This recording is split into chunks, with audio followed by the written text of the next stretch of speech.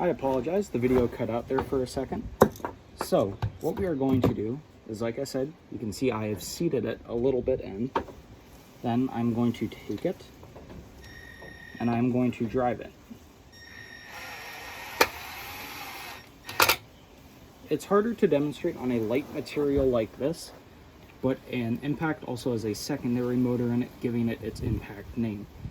What the secondary motor does is not, as soon as it senses that there is tension on that motor, it's going to switch over to another motor which turns itself on and off, and it's going to give it short bursts of power.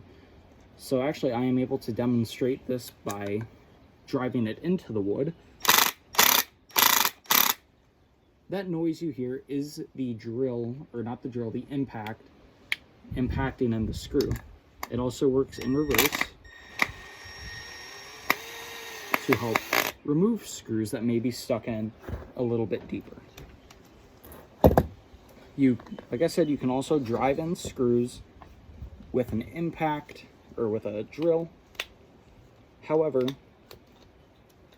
it can prove a little bit more difficult because you have to worry about level of tension you have it on.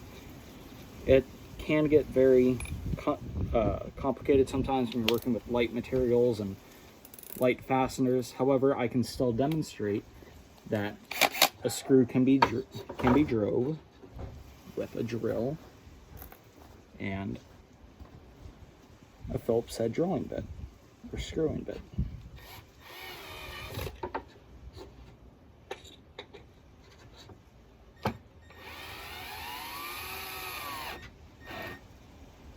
As you can see, it drove without issue. It bogged down there for a second, but that happens sometimes. On the way out, I am just going to pull it right out.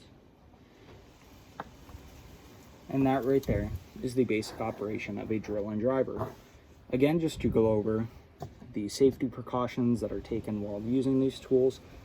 Tool training is required for both of these while on campus.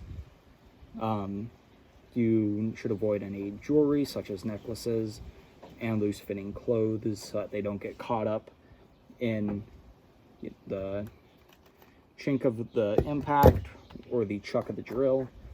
You shouldn't be wearing gloves because they can get caught up in there.